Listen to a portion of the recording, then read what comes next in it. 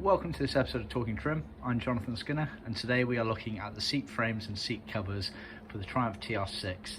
Specifically, this is from a 1969-1970, so the very early TR6s, and this is from the European style market where the chassis number would have been CP, that's Charlie Papa, below 50,000. So these seats are not reclining and they do not have headrests. What the customer's done is he sent us his originals. Now it's worth bearing in mind that the left-hand seat, which is this one here, is completely 100% original, whereas the right-hand seat from the exact same car off the production line, etc., but this seat has been recovered since new, and I'll go over the elements of that in a second. But just to look at these seats here, a few indicators. They were sort of the vinyl ambler, and obviously originally they had the embossed diamond put in them, and the telltale sign to originality is actually the very centres of the seats got pierced, whereas the aftermarkets,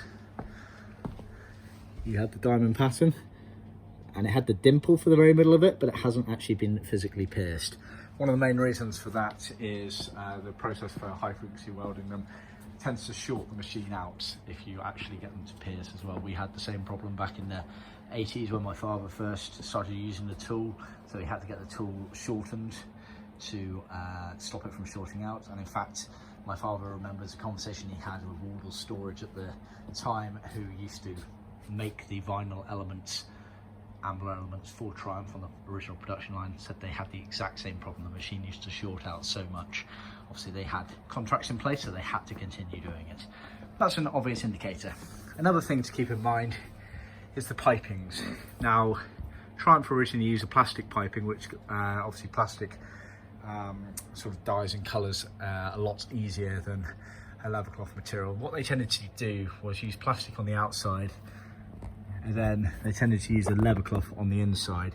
Depends on the colour, but this is an obvious example here. You can see the tonal colour difference between the outside piping and the inside piping there, so it's worth bearing that in mind. Note that when we do our seats, we use leather cloth for the inside and outside piping, which is definitely the way to go with these sorts of things. You'll notice as well, looking at it, that there is a slight off-centered look to it, mainly focused around the backrest. That is aimed to let the hood frame pass by without hitting the seat, but you can see as well the original factory production lines weren't exactly the best. You've got downward facing pleats here, but obviously originally no one batted an eyelid at these sorts of things when you were buying the car new. But yeah, it's just something to keep in mind, that these original production lines weren't exactly the most consistent. Looking towards the back here, you can see I put the seats on stilts effectively on some metal bits. So you've got the inside clips that went round, you got the webbing and the foam, and then the scrim from seat covers that went over the foams and round and through the webbings, etc., all attaching it to the seat frame, as you can see here. And then all of it is then covered up by this backrest panel here, which is trimmed. The fixing holes down the left and right side, these are the original style ones used. Note that these days you can get away with using the main trim panel clips that are used on the doors, etc. However, the top trim panels are a completely different clip, as you can see here, and they hooked up and under the top element here, whereas these side ones here went in. Let's try and peel that back. There you go. Get my finger out the way so you can see exactly where it went on the framework there. It's worth noting as well, although these seats didn't recline, they did tilt forward, and there was a lever mechanism for that, which isn't on these seats at the moment, but it will be put on. You can see the screw holes here and here, etc., which is where it goes. Effectively, they can be put on very last. The only thing you need to be mindful of is when you're trimming the material down at the bottom here, so just do some cutaways there to allow easy access to them. But apart from that, fairly straightforward. Let's have a look at the underside as well. So you've got the circular tubular clips here for that part of the frame, but then you've got reverting to the normal flat clips going all the way around.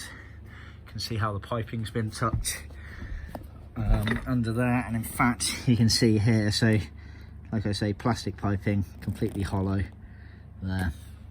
Seat diaphragm, some Hessian with the foam. So fairly standard in the way these were trimmed in comparison to everything else. Yeah, looking at, oh, another thing, obviously this is, like I say, the left-hand seat. It just so happens that it's for a right-hand drive car, thus making this the passenger seat. And so you can see it's got the fixing on the passenger side seat, which is for the tonneau flap originally. Aftermarket seat, very similar principle. Obviously I've gone over the embossing and lack of actual perforation in the middle of it there.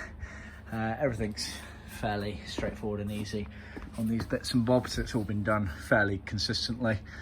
The easiest way of defining, I'd say, on these backrest panels here between left and right is there's a very much a flat edge. And yeah, if you look at it there, so you've got quite a flat edge there, whereas the diagonal one there, the flat edge goes on the inside of the car, i.e. the centre of the car. So yeah, there we are. That's a basic background to the original seats, to the 1969 European style seats there. We are trimming these up. We're doing them in full leather for the customer. So please do see our other YouTube video showing these fully trimmed up in brand new materials.